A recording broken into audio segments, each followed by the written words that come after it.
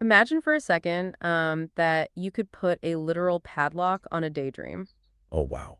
A padlock on a daydream. That is visual. Right, because you wake up in the middle of the night with this brilliant idea for a new piece of technology, or maybe a melody for a song. Or even just like a really catchy name for a coffee shop. Exactly. And in the physical world, protecting what you own is, well, it's pretty straightforward. You buy a car, you park it in a garage, and you lock the door. Yeah, and if someone breaks the window and drives off, we all understand the mechanics of that theft. It's obvious. It is, but how on earth do you build a fence around a thought? I mean, how do you prove that an invisible, fleeting spark of human electricity belongs to you? And more importantly, how do you stop a multi-billion-dollar corporation from just stealing it the very next day? Yes, which is the ultimate question. It really is the ultimate legal magic trick. And it's kind of the entire foundation of the modern global economy. We spend so much time talking about physical assets like real estate, machinery, inventory. Sure. But the truth is, the most valuable things in the world today are entirely intangible. They're just concepts. Which is exactly what we are tearing into today. So, welcome. It is Tuesday, March 24th, 2026, and we are embarking on a massive, comprehensive deep dive tailored specifically for you, our listener. We got some really fascinating stuff to cover today. We really do. You sent over this incredible stack of materials. It's a dense, rigorous business law for accountants module, specifically Unit 3, along with your open book walkthrough guide. And it is a fantastic set of notes. It is. So, your mission, and by extension, our mission today, is to map out the invisible architecture that gives modern businesses their actual value. We're tackling intellectual property. Okay, let's unpack this. We have four massive pillars to explore to build that architecture today. Right, the big four. Yeah, trademarks, patents, copyrights, and trade secrets. And what makes this subject so deeply fascinating is that each of those pillars operates under a completely different philosophical framework. They all have different rules, right? Exactly. Different rules of engagement, different timelines, and they protect fundamentally different types of human creation. Before we separate those pillars, though, there is a visual aid in your note that we just have to talk about. It perfectly sets the stakes for this entire conversation. Oh, I know the exact image you're talking about. It's striking, right? It's this almost sci-fi image of a human brain, but it's translucent and glowing. Fibrous, almost. Yeah, fibrous. It looks like it's lit up from the inside with these bright electric blue and white neural pathways. That image is brilliant because it captures the core definition of intellectual property perfectly. The law strictly defines IP as the products of an individual's mind that are protected from unauthorized use. So literally the glowing pathways, Right. We aren't dealing with minerals pulled from the earth or, lumber cut from a forest. We are dealing with the raw output of human cognition. which brings us back to that impossible question. Exactly. The entire premise of this field of law is answering how we take that glowing neural pathway, capture it, and turn it into a concrete, protected business asset, something you can actually buy, sell, or defend in front of a judge. So to figure out how we do that, we have to establish the ground rules. And right at the beginning of your materials, there is this massive all caps mandate. It completely upends how most people think the legal system It works. really does. The rule is simply this. Only patents have to be registered to be protected. What's fascinating here is the gravity of that statement. Let's pause and really examine it, because it is entirely counterintuitive. I mean, yeah, normally you need a piece of paper for everything. Right. In almost every other area of life, we assume that for the government to protect something you own, you need a piece of paper from the government proving your ownership, Like a deed. You want the police to stop someone from taking your house. You better have a registered deed. or a car title from the DMV. But this all caps rule flips that paradigm on its head when it comes to the products of the mind. So, if only patents actually require registration, the inescapable logical conclusion is that the other three categories, trademarks, copyrights, and trade secrets, they must offer some level of inherent automatic protection, The moment they come into existence, yes, with no government stamp of approval required. none. The legal system recognizes that human creation has inherent value. So the law just extends a shield of protection over that creation organically, based simply on the fact that you brought it into the world or are using it to conduct your business. Okay, wait, I have to challenge that framework though. Go for it. If I am an entrepreneur and I spend, say, a month designing a beautiful new logo for my company, and the law says I automatically have some level of trademark protection just by using it, Which it does. then why would I ever voluntarily engage with the government bureaucracy? I mean, why would I spend the money, fill out the complex forms, and wait months or years for an official registration if I'm already holding a legal shield? That is a great question. And the answer is that there is a vast difference between holding a wooden shield and operating out of a heavily fortified bunker. Okay, I like that analogy. Throughout this deep dive, we're going to uncover the massive strategic advantages of formal registration. Because, look, an unregistered trademark might protect you from a copycat operating on your specific street corner. Like a local rival. Right. But a federally registered trademark shifts the burden of proof entirely and puts the entire country on legal notice. The automatic protection is a baseline. Registration is how you weaponize that protection. Ah, weaponizing the protection. That makes a lot of sense. But the foundational rule remains. The absolute do-or-die mandate for registration only applies to the patent. That distinction provides the perfect bridge into our first major pillar. Let's move from the abstract concept of a protected thought to how that thought actually interacts with the public. The marketplace. Exactly, because you can have the greatest, most revolutionary product in human history, but if consumers out in the marketplace don't know it's yours, you don't actually have a business. You just have a very expensive hobby. Exactly. This brings us to the psychology of brand identity, which the law calls trademarks. A trademark is fundamentally an indicator of origin. It is a psychological shortcut for the consumer. How so? Well, think about when you walk down a grocery store aisle. You don't have time to chemically analyze every bottle of soda to see which one is the safest or, tastes the best. Right, I described the red can or the blue can. Exactly.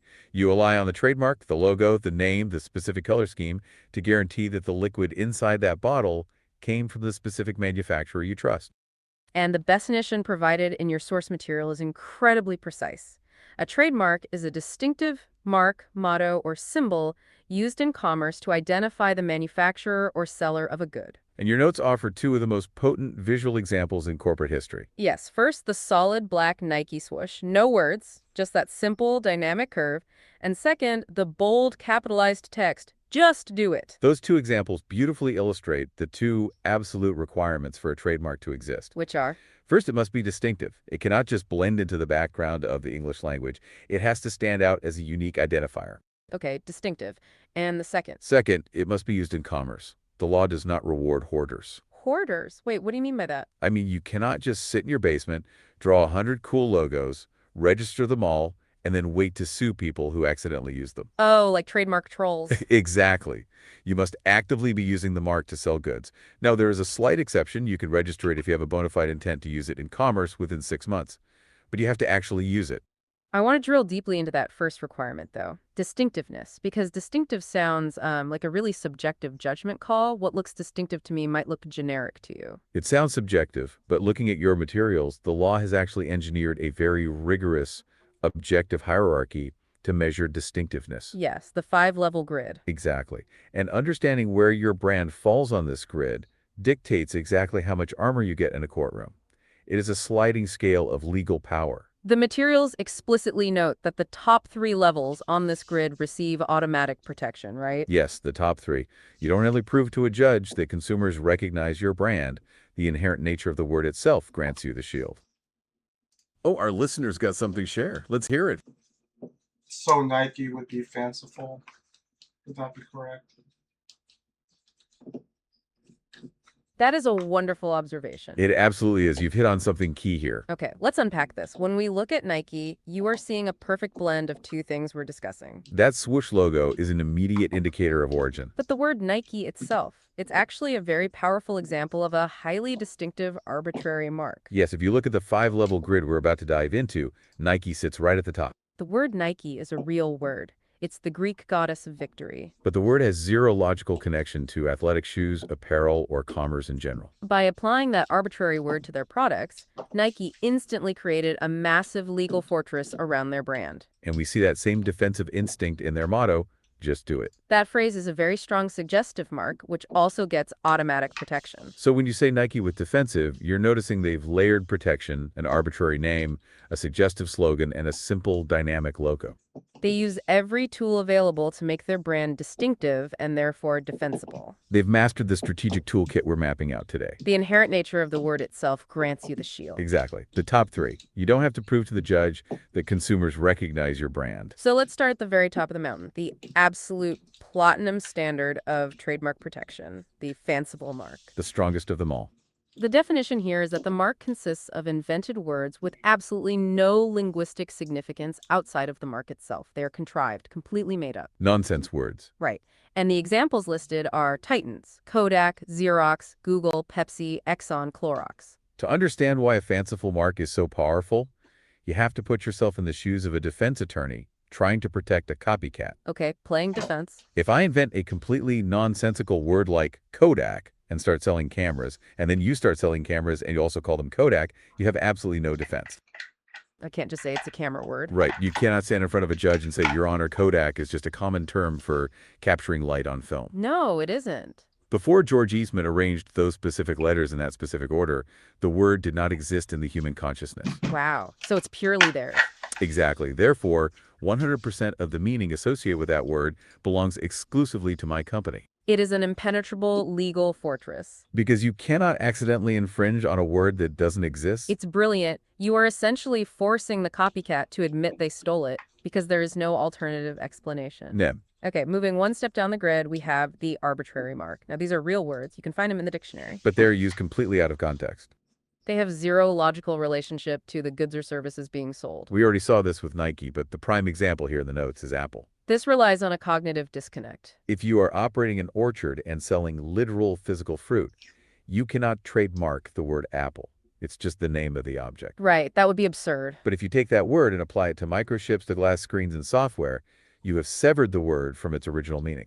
It becomes something else entirely. In the context of consumer electronics, the word Apple is completely arbitrary. Because it is so unexpected, it becomes highly distinctive. Other examples from the visual grid include Domino's for pizza or Sonic for a drive-in restaurant. Exactly. A domino has absolutely nothing to do with baked dough and cheese. Which brings it to the third level of automatic protection, and this is where it starts getting, well, a little mentally tricky.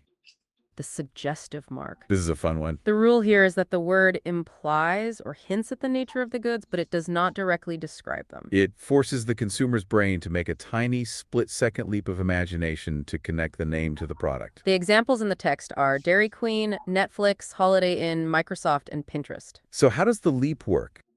The operative word there is leap. Let's look at Netflix. Net suggests the internet. Flix suggests movies. But the word Netflix does not literally mean online streaming video platform. It's just suggestive. Right. Or when you hear Dairy Queen, you think of premium treats. But it doesn't literally describe a soft-serve vanilla ice cream cone. That slight gap between the brand name and the literal description of the physical product is the spark of distinctiveness that earns automatic protection. But if you fail to leave that gap, you fall into the fourth level, which is a massive danger zone for businesses. The descriptive mark. Yes, these are words that just directly tell the consumer exactly what the product is, where it's from, or who made it. And the warning in your source material is stark. Descriptive marks only get protection if they achieve what the law calls secondary meaning. This is where marketing instincts violently collide with legal strategy. How so? Well, if you open a restaurant that sells fried chicken in Kentucky, your first instinct is to name it Kentucky Fried Chicken. If you start a television channel that broadcasts meteorological data, you want to call it the Weather Channel. It makes perfect sense for quieting customers. You want them to know what you do. It does, but legally you are just describing reality. You cannot monopolize the words weather or channel just because you put them together. Unless you achieve secondary meaning. And the example the text zeroes in on to explain this is Calvin Klein. Which is a perfect example. Calvin Klein is fundamentally just a surname. It's a guy's name. Right. Inherently, the law will not let you stop every other human being named Calvin Klein from using their own birth name in commerce. It is merely descriptive of who made the clothes. But Calvin Klein is a massive brand. Because of secondary meaning. If you spend hundreds of millions of dollars on global advertising campaigns, put your name on the waistband of millions of pairs of underwear, and saturate the culture for decades, something magical happens in the consumer's brain. The primary meaning, like just a guy named Calvin, is eclipsed by the secondary meaning, which is a global fashion empire. Exactly. The law recognizes that through massive effort and expenditure, the descriptive term has taken on a new, highly distinctive reality in the marketplace. So the secondary meaning overrides the primary one. When a shopper hears Calvin Klein, they are no longer thinking of a specific human. They are thinking of a specific aesthetic and quality of clothing. Once you prove to a court that this secondary meaning exists, usually through, extensive consumer surveys and advertising records, you finally earn your trademark protection. But getting there is an incredibly expensive, unprotected, uphill battle. It really is. It feels like a paradox, honestly. As a business owner, you desperately want your name to explain your product so people buy it. But the law actively punishes you for being clear and heavily rewards you for being weird and nonsensical. It does, because the ultimate goal of trademark law isn't to help you market your product. The goal is to prevent consumer confusion. And it is much easier to confuse consumers when everyone is using the exact same descriptive words. And if you lean entirely into describing the product, you fall off the bottom of the grid into the fifth and final level, generic. The bottom of the barrel. The text is brutal here. Generic marks get zero protection, ever. They represent an entire class of products. The examples given are aspirin, escalator, shredded wheat, and yo-yo. This introduces a terrifying concept for corporate lawyers: genericicide, the literal death of a trademark. Wait, you're saying aspirin and escalator used to be protected brands, like somebody owned them? They absolutely were. Escalator was a specific brand of moving staircase. Aspirin was a specific brand of acetylsalicylic acid. That is wild. What happened? The companies that owned those trademarks made a fatal error. They allowed the public to start using their specific brand name to describe the entire category of goods. People stopped saying, let's take the moving stairs, and started saying, let's take the escalator. Oh, I see. Once a word becomes the generic default term for the object itself, it loses its ability to distinguish one manufacturer from another. And the moment it loses that distinctiveness, the court will strip the trademark away and dump the word into the public domain for every competitor to use freely. Wow, that perfectly explains why modern tech companies are so utterly paranoid about how people use their names in casual conversation. Oh, they are terrified. Google does not want you to say, I'm going to Google that. They want you to say, I am going to perform a web search using the Google search engine. Because if Googling just becomes the generic verb for looking something up on the internet, they could theoretically lose the most valuable trademark on the planet. That would be catastrophic. It is a constant, exhausting battle. You will see companies take out full-page ads in magazines just to remind journalists to use their trademark as an adjective, not a noun or a verb. It's not a Kleenex, it's a Kleenex brand facial tissue. They have to police the language to keep their legal shield intact. Okay, let's play this out. We've navigated the grid. We invented a brilliant, fanciful word for our new line of athletic shoes. We registered it federally, giving nationwide notice. Congratulations. And then the inevitable happens. Someone tries to siphon off our success. We enter the realm of trademark warfare. The inevitable copycats. Right. And your sources divide this warfare into two very distinct battlefields, infringement and dilution. Let's establish the mechanics of infringement first. Infringement is the classic, straightforward trademark battle. The fundamental legal standard the owner must prove is that the defendant's unauthorized use of the mark created a likelihood of confusion about the origin of the goods. The visual notes provided in your source material illustrate this with a hilarious, almost absurd contrast. Oh, the shoe pictures. Yes. On one side, we have a sleek, professional photograph of a genuine Nike Air 270 shoe. It projects quality. And on the other side, there is a photograph of someone walking down a city sidewalk wearing a literal, broken-down, brown cardboard box taped to their foot. and someone has taken a thick pink marker, crudely hand-drawn a giant wobbly Nike swoosh on the side of the corrugated cardboard, and laced it up with blue string. It is a very funny image, but it asks a serious legal question. Right. If Nike's lawyers saw that cardboard box shoe, could they successfully sue the wearer for trademark infringement? Well, let's run it through the filter. The standard is likelihood of confusion. Is any consumer on earth going to look at a taped-up cardboard box and genuinely believe that Nike manufactured and sold it? Yeah, zero chance. Absolutely not. There is zero likelihood of confusion. Therefore, a pure infringement claim would actually fail. Wait, really? Nike would lose. On an infringement claim, yes, because the text is very clear that the standard is whether average consumers of the goods will probably be confused as to who made them. The senior user, the original owner of the mark, must prove that the junior user, the copycat, is actively tricking the marketplace. I see. Well, your materials pose a much more realistic hypothetical to test this. The question asks, what if I sell tennis shoes with a similar logo and a slogan that says, just did it? Is that infringement? Now we apply the mechanics. You are operating in the exact same market tennis shoes. You are using a visually similar logo. And you are using a slogan that is just one verb tense away from just do it. So it's very close. Imagine a parent rushing through a discount store looking for cheap shoes for their kid. They glance at the rat, see the swoosh-like logo, see just did it, and throw it in the cart, assuming it's a budget line created by Nike. That scenario is highly probable. And that probability is all you need. That is textbook infringement. You are creating confusion about the origin of the goods. Okay, so intent doesn't matter. Exactly. The notes add two critical procedural facts here.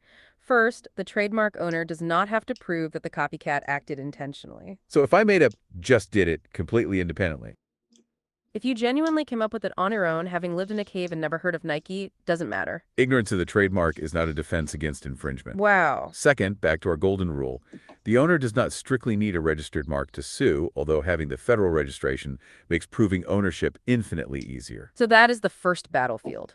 Infringement. You are tricking people. But what happens if you aren't tricking anyone? What if there's absolutely no confusion, but you are still trying to piggyback on the aura and reputation of a massive brand? Ah, this takes us to the second, much more nuanced battlefield. Trademark dilution. Let's talk about dilution. Dilution law was engineered for a very specific purpose. It is a VIP club. The text explicitly notes that dilution, governed by the Federal Trademark Dilution Act and the Trademark Dilution Revision Act, only applies to marks that are legally classified as famous or distinctive. And the hypothetical provided in your text to explain dilution is fantastic. Imagine a company starts manufacturing these incredibly plush, ultra-soft, fluffy blue bedroom blankets. Just a massive pile of cozy bedding. And they decide to name their new blanket company Microsoft. Let's stress test that against our first rule. Is there any likelihood of confusion? I mean, I wouldn't think so. Is a consumer going to buy a fluffy blue blanket, wrap it around their shoulders, and think, wow, the engineers who coded the Windows operating system and designed the Xbox really outdid themselves with this textiles division? No, zero chance. A blanket is completely unrelated to computer software. So an infringement claim is instantly thrown out of court, but Microsoft unleashes a dilution claim. How does that work? The mechanics of this claim, as outlined in your notes, require 4 steps. First, the plaintiff Microsoft proves they own a famous, distinctive mark. Unquestionably true. Second, the defendant has begun using the mark in commerce. Okay, so far so good. Third, the similarity between the marks gives rise to an association in the mind of the consumer. So the consumer sees the blanket, sees the word Microsoft, and immediately thinks of the software company, even if they know the software company didn't make it. Exactly. And that leads to the fourth and most crucial step.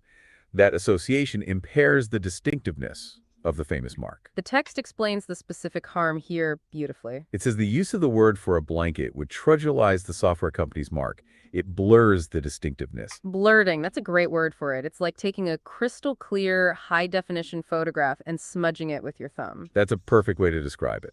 Microsoft has spent billions of dollars ensuring that when you hear their name, your brain fires one specific neural pathway regarding high-tech computing. If suddenly there are Microsoft blankets and Microsoft hot dogs and Microsoft lawnmowers, that neural pathway gets fragmented. The brand loses its singular, razor-sharp impact. The law calls that blurring. There is also tarnishment, which is when you put a famous mark on an inferior or unsavory product, actively damaging its premium reputation. Which they obviously want to avoid. Dilution law acknowledges that a famous brand's value isn't just in preventing direct competitors from stealing sales. The value is in the absolute exclusivity of the identity itself. Dilution allows a famous brand to shut down unauthorized use regardless of the presence or absence of competition and regardless of any likelihood of confusion. And the penalties for losing either of these battles, infringement or dilution, are severe, right? Oh, incredibly severe. The remedies listed include an injunction, which is a court order forcing you to cease operations immediately. You can be hit for actual damages, meaning you reimburse the plaintiff for their lost sales. Worse, you might have to hand over all the profits you made while using the mark. Yep. And the judge can order the physical destruction of all your infringing inventory. Plus, you might be on the hook for their corporate attorney fees, which can easily run into the millions. Building a distinctive brand, registering it, and ruthlessly defending it against both confusion and dilution is the baseline of corporate survival. The absolute baseline. But here is the limitation. A trademark only protects the name on the outside of the box. It protects the reputation of the seller. It does absolutely nothing to stop a competitor from buying your product, taking it apart, learning how it works, and building an exact replica with a different name on the box. To protect the actual gears, wires, and mechanisms inside the box, we have to leave the realm of psychological brand identity and enter the realm of hard engineering. We move to the second pillar of intellectual property, patents. And instantly, the rules of engagement change entirely. We are back to the core mandate we discussed in the beginning. You want a patent, you must register it. No exceptions. No exceptions. There is no automatic, inherent protection for inventing a machine. You have to ask the government for a monopoly. And it is a cutthroat race to get it. Your materials cite the American Invents Act, which fundamentally shifted the U.S. patent system. It establishes a strict first-to-file rule. The first person who files an application for a patent has protection. Let's explore the brutality of that rule. Let's say you spend 10 years in your garage meticulously engineering a revolutionary new engine. Okay, 10 years of hard work. You finally perfect it on a Tuesday, but you decide to celebrate for a week before filing the paperwork. Meanwhile, across Oh, go for it.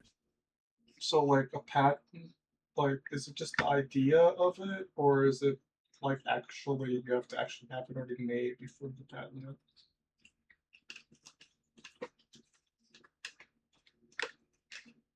That is a phenomenal question, and it drills right into the philosophical difference between patents and copyrights. it connects directly to that idea expression dichotomy we mentioned earlier, but now applied to engineering. When you talk about solar capacity, the basic idea of harnessing the sun's energy, that abstract concept cannot be patented. Right. It falls under the exclusion of abstract ideas and laws of nature. You cannot patent the idea of using the sun, just like Sir Isaac Newton couldn't patent the law of gravity. The law wants those fundamental concepts to remain free for everyone to build upon.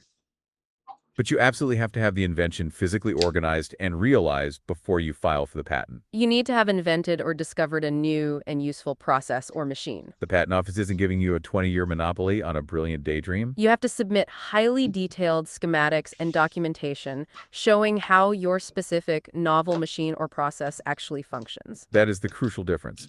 The idea remains free, but the moment you engineer a novel and non-obvious mechanism for converting solar energy, that mechanism can be protected. And as we were just saying, the protection doesn't start until you file the application. The brutality of the first to file rule comes into play here. It really does. Meanwhile, across the country, another engineer independently has the exact same breakthrough on Wednesday and immediately e-files their application. Wait, really? Under the American Invents Act, they get the patent. Your 10 years of labor mean nothing. The law rewards the first person to cross the finish line at the patent office, period. That is heartbreaking. And what exactly is the prize for winning that race? The text defines it as a temporary government-granted monopoly. You get the exclusive right to make, use, or sell the invention. But the timeline is incredibly strict. 20 years for a utility patent, which is the actual functioning invention. And 14 years for a design patent, which just covers how something looks. The timeline introduces a concept that your notes highlight, and it is arguably the most important mechanism in all of intellectual property law. The public domain. The text states explicitly, once patent ends, enters public domain. Anyone can make, sell, or use it without paying the patent holder. We are going to circle back to the profound philosophical meaning of the public domain at the end of this deep dive. But for now, the reality is that 20 years is a very short window to recoup your R&D costs and make a profit. Which is why the barrier to entry for getting a patent is astronomically high. You don't just get a 20-year monopoly easily. Your text lists what qualifies: any new and useful process, machine, manufacture, or composition of matter. But then it enforces 3 absolute immovable criteria. Yes, the big 3. To get a patent, the invention must be novel, useful, and not obvious. Right. Okay, novel is easy to grasp. It must be entirely new. It hasn't been done before. Useful makes sense. You can't patent a machine that does literally nothing. But I have to push back hard on the 3rd criterion, not obvious. Isn't obviousness entirely in the eye of the beholder? I mean, if I show a smartphone to a time traveler from 1850, it looks like literal witchcraft. But if I show it to an MIT robotics professor, they can probably map out exactly how the processor interacts with the screen. How does a patent examiner in Washington, D.C. decide what is or isn't obvious? That is the exact friction point of modern patent litigation. The legal mechanism relies on a hypothetical standard. It's called the person having ordinary skill in the art. So like an average expert. Exactly. The patent examiner doesn't ask if the invention is obvious to a random person off the street. They ask, if we took an average, competent engineer working in this specific field and showed them the problem you were trying to solve, would they look at your solution and say, well, yeah, obviously, if you combine existing part A with existing part B, you get that result? and if they do, If the answer is yes, you do not get a patent. You have merely made a logical progression. to earn a 20-year monopoly, you have to prove a spark of true innovation, a leap of logic that would genuinely surprise the average expert in your field. And even if you prove that spark of genius, your source text draws a hard line in the sand about what is strictly off limits. It says you cannot, under any circumstances, patent laws of nature, natural phenomena, or abstract ideas. Let's expand on the deep logic of those exclusions. Imagine if Sir Isaac Newton were alive today, and he was the first person to mathematically articulate the law of gravity. If the patent office allowed him to patent that law of nature, he could theoretically charge a royalty fee to anyone building a bridge. Or an airplane that relied on his gravitational calculations. It would grind human progress to a halt. Or a mathematician discovering a new prime number sequence. They can't patent the math. Right. Or consider a pharmaceutical company. If their researchers find a rare, naturally occurring flower that cures a specific disease, They can't patent the flower. they cannot patent the flower itself. It is a natural phenomenon. It belongs to the earth. What they can patent is the novel, non-obvious process they invent to extract the chemical from the flower and synthesize it into a pill. I see. The law fundamentally refuses to let private corporations claim ownership over the basic building blocks of reality. But if you navigate that minefield, if you invent a truly novel machine that isn't just an abstract idea, and you win the race to the patent office, Your legal shield is devastatingly strong. very strong. The text defines patent infringement simply: making, using, or selling another's patented design, product, or process without permission. And the remedies are brutal. Injunctions, lost profits, royalties. But there is one specific legal hammer your text mentions that we need to unpack. Oh yes, it says, if shown to be willful, treble damages. Treble means triple. So the judge just multiplies the fine by 3. Exactly. Let's look at the mechanics of why. In complex engineering, it is entirely possible to accidentally infringe on a patent. You invent something, you bring it to market, and it turns out someone else patented a very similar mechanism 3 years ago. Which seems like an honest mistake. It happens. If that happens, you owe them actual damages, the royalties you should have paid them. But if a court discovers that you knew about their patent, and you deliberately, willfully copied their blueprints anyway, the penalty skyrockets. It triples. A $50 million judgment instantly becomes a $150 million judgment. Treble damages are designed to be an existential threat to copycat. It is the legal system's way of ensuring that corporate espionage is simply too expensive to risk. Okay, so we have the trademark protecting the brand reputation. We have the patent protecting the physical machine. But a modern business is much more complex than just logos and hardware. A lot more complex. What about the user manual that tells the customer how to operate the machine? What about the advertising jingle playing on the radio to sell it? Most importantly, what about the digital software code that is actually running the machine? A patent doesn't cover those. And a trademark doesn't cover those. So we have to shift our architectural framework again, moving to our third pillar: copyrights. If patents protect the function of an invention, copyrights protect the form of expression. Your text defines a copyright as an intangible property right given to the author or originator of a literary or artistic production. And the timeline here is staggering compared to a patent. A patent gives you a brief 20-year window. A copyright, according to the text, lasts for the life of the author plus an additional 70 years. It's a massive duration. And just like trademarks, the text notes that while you can register a copyright with the U.S. Copyright Office, you are not legally required to do so to get protection. The protection is automatic. However, to trigger that automatic century-long protection, there is one absolute physical requirement that your notes highlight. The work must be fixed in a durable medium from which it can be perceived, reproduced, or communicated. Fixed in a durable medium. Let's stress test that. Say I am walking through a park feeling inspired, and I spontaneously compose a brilliant 5-minute poem out loud. There's a crowd listening. They love it. Do I own the copyright to that poem? No. It is an original artistic production, but it is not fixed. It is just sound waves dissipating in the air. So it's free for anyone to steal. At that moment, yes. Now, if you pull out your smartphone and record a voice memo of yourself speaking the poem, or if you grab a napkin and a pen and write the stanzas down, The precise millisecond that ink hits the paper or that digital file saves to the hard drive, the work is fixed. wow, the precise millisecond. At that exact moment, the automatic copyright protection springs into existence. That is a fascinating mechanical trigger, and once it's fixed, the scope of what copyright covers is massive. Your text provides a grid of visual icons to illustrate the categories, and it goes way beyond just books and paintings. The categories are very expansive. The newspaper icon represents literary works, which certainly includes novels, but also technical computer manuals and product catalogs. Oh, like a manual for the patented machine. Exactly. The musical notes cover musical works and accompanying words, including the 30-second advertising jingle for your company. The conductor icon represents dramatic works. There is also an icon of a dancer, which the text notes covers pantomimes and choreographic works. You can literally copyright a sequence of dance moves, provided you fix it by recording it on video or writing it down in dance notation. Right. There's a statue icon covering pictorial, graphic, and sculptural works. Which the text explicitly notes includes maps and even the design of stuffed animals. It covers motion pictures, audiovisual works, and sound recordings. And perhaps most surprisingly for some, there is an icon of a cityscape representing architectural works. Since 1990, you can actually copyright the architectural design of a physical building. But amid all this expansive protection, we hit a massive philosophical wall. And this is arguably the most vital concept in copyright law for a listener to grasp. The text features a slide titled, "What is and isn't copyrightable?" This raises an important question. Right, because it lists things you absolutely cannot copyright. Ideas, procedures, processes, systems, methods of operations, concepts, principles. It even notes you can't copyright page numbers or mathematical calculations. And then it delivers the golden rule in all caps. Can copyright the particular way in which an idea is expressed. This is known in the legal realm as the idea-expression dichotomy. It is the foundational principle that balances the rights of the creator with the freedom of society to think and innovate. Let's break that down with a real-world application. Okay, let's use literature. You cannot copyright the idea of a young orphaned boy who discovers he has magical powers and goes to a hidden boarding school for wizards. That is a concept, a trope. So the Harry Potter setup. Exactly. If the law allowed you to copyright that idea, J.K. Rowling would hold a monopoly on all magical school stories for the next century. Nobody else to write a book in that entire genre. That would destroy literature.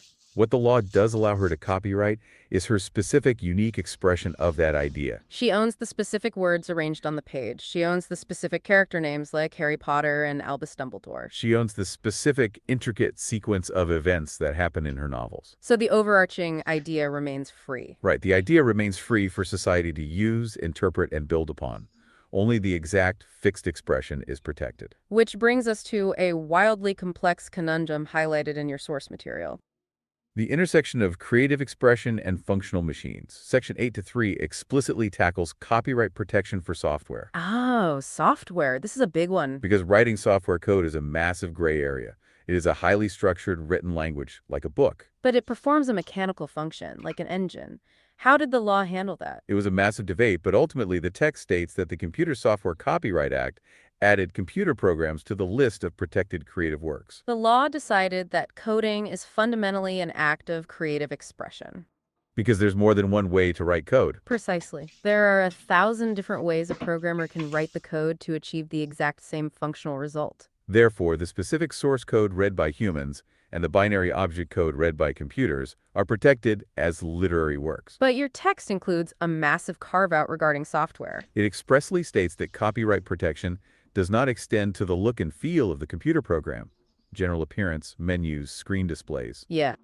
It even includes a parenthetical note admitting this is hard to determine what is protected. Why in the world would the law protect the hidden code but refuse to protect the actual visual menus that the user interacts with? Because if we look at the mechanics of the tech industry, protecting the look and feel would have destroyed digital innovation. How? Think back to the early days of personal computers. Apple pioneered the graphical user interface. The idea of using a mouse to click on overlapping square windows? Dragging files into a little icon of a trash can, and clicking words at the top of the screen to trigger drop-down menus. Oh, right. Before that, it was just text on a black screen? Exactly. If Apple could have copyrighted that entire visual layout, the look and feel of a desktop environment, they could have legally prevented Microsoft Windows from ever existing. Wow. The courts eventually ruled that the basic operational methods of interacting with software are functional systems and methods of operation. And referring back to our golden rule, systems and methods cannot be copyrighted. That's fascinating. This vital carve-out allows user interfaces to evolve somewhat uniformly across the industry. It means consumers don't have to learn an entirely alien visual language every time they switch from an iPhone to an Android. That is a stunningly elegant balance between rewarding the specific coder and protecting the broader ecosystem. Now, let's say someone does cross the line and steals your code or your book or your song. What defines copyright infringement? The text establishes a very practical standard. It states that the copy does not have to be exactly the same as the original. And it does not have to reproduce the original in its entirety. So a copycat can't just change 3 words in a novel and claim it's a new work. No, the legal standard is simply, if a substantial part of the original is reproduced, copyright violation. And the remedies outlined are severe. Actual damages, permanent injunctions. It also introduces statutory damages, meaning the law has preset dollar amounts you can win. Even if you can't mathematically prove exactly how much money the piracy cost you. which is incredibly helpful for creators. And crucially, it lists criminal procedures for willful violations, fine imprisonment. You can literally be sent to federal prison for massive willful copyright piracy. However, there is a critical safety valve built directly into the copyright system, which your text identifies as the fair use exception. The law recognizes that society requires a certain amount of unauthorized copying simply to function, to educate, and to debate. That's right. Right, the text lists 4 specific purposes where you can use copyrighted material without asking permission. Those are criticism, comment, news reporting, and teaching. So if I'm a film critic writing a review, I can quote a paragraph of the screenplay or show a 5-second clip of the movie on my broadcast without getting sued. I am using the material to comment on it, not to steal its market value. Exactly. Fair use ensures that a monopoly on an expression doesn't become a tool to stifle free speech or academic research. Okay, we have constructed 3 massive pillars of our intellectual property architecture. Trademarks protect the brand. Patents protect the physical innovation. Copyrights protect the expression and the software. The big 3. But I want to pose a scenario that reveals the gaping hole in this system. I love a good scenario. Let's hear it. What if the most incredibly valuable asset in your entire company is someone that simply refuses to fit into any of those 3 boxes? What kind of asset? What if your multi-million-dollar advantage is an incredibly detailed customer list with purchasing habits? Oh, go for it. Just sorry, could you talk a little bit about copyright infringement and fair use? Oh, that's a great request. We can definitely loop back and deepen that explanation right now. We were just touching on the penalties for infringement. And the power of the fair use exception. Let's quickly reiterate the core of It infringement. doesn't mean the copy has to be exactly the same.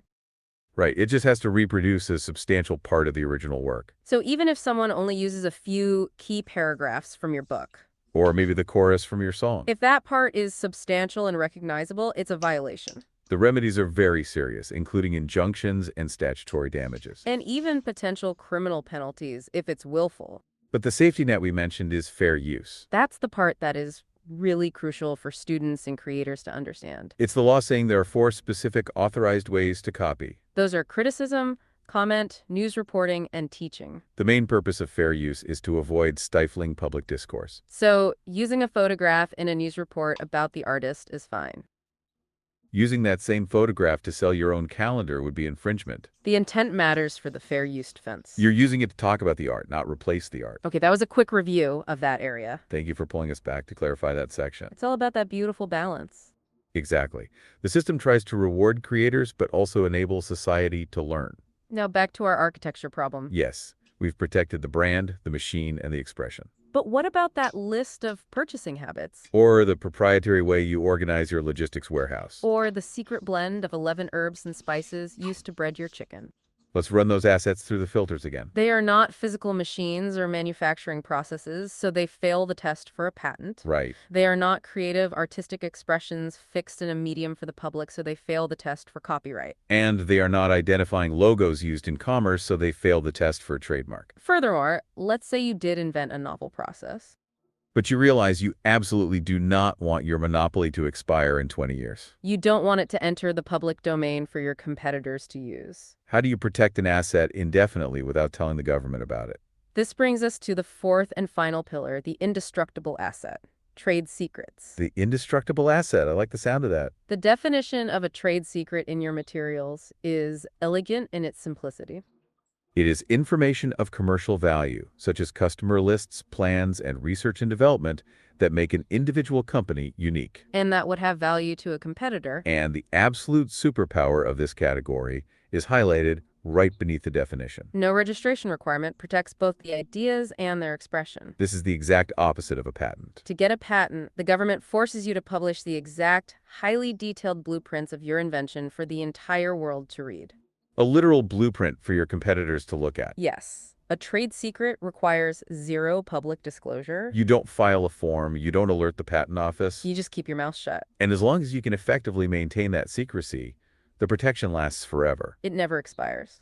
The formula for Coca-Cola has been a trade secret for over a century. But that superpower creates a massive vulnerability. If there is no official government record of your rights, how do you legally prove someone violated your trade secret?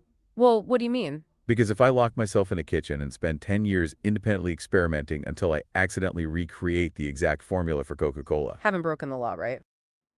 You absolutely have not. That is called reverse engineering, and it is perfectly legal. Because the original company never claimed a government monopoly on the recipe. Anyone is free to try and figure it out on their own. So a violation isn't based on someone merely knowing or using your idea. No, not at all. The texts specify exactly what constitutes a trade secret violation. And it is entirely focused on the mechanics of how the competitor acquired the information. You must prove one of two things. First, that the defendant discovered the secret by improper means. Or second, that their disclosure or use constitutes a breach of a duty owed to the other party. Let's unpack the mechanics of both.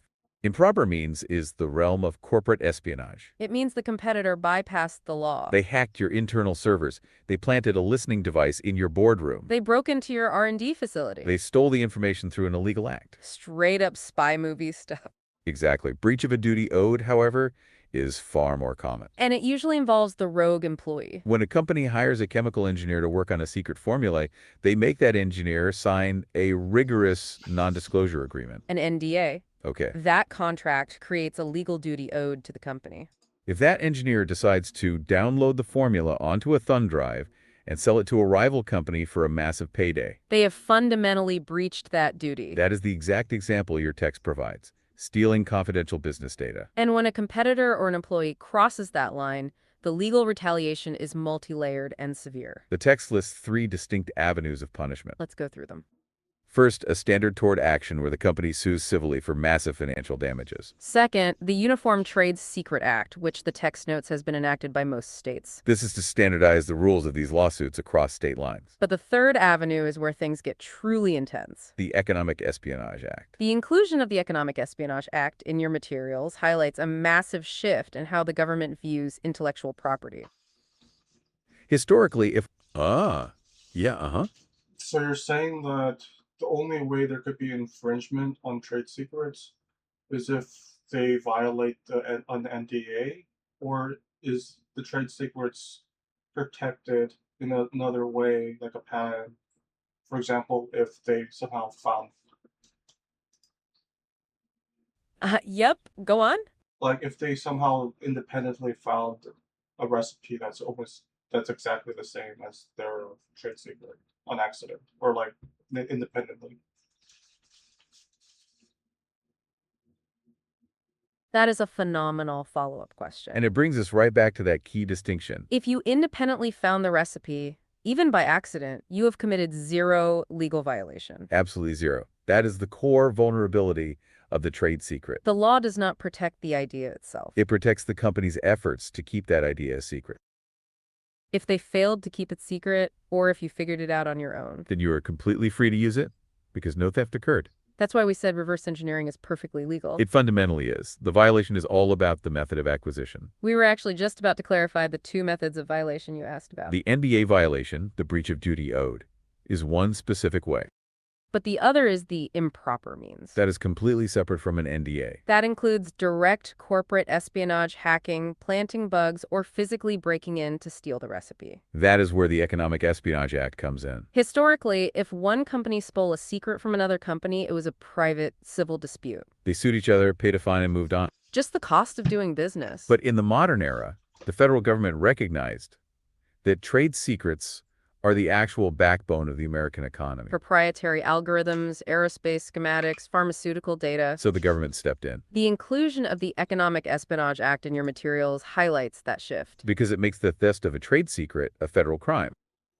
This means if someone improperly acquires the formula for your secret chicken breading, They aren't just facing a civil lawsuit. they are now facing the Department of Justice. They could be fined, imprisoned, or both. This elevates trade secret theft to the level of national security. It's the highest possible defense the law can provide. And it's why a trade secret maintained correctly is called the indestructible asset. It never expires. You just have to be incredibly paranoid about security. Yes. If you can lock your vault, the law won't help you much. So we have navigated all 4 pillars. Trademarks, patents, copyrights, and trade secrets.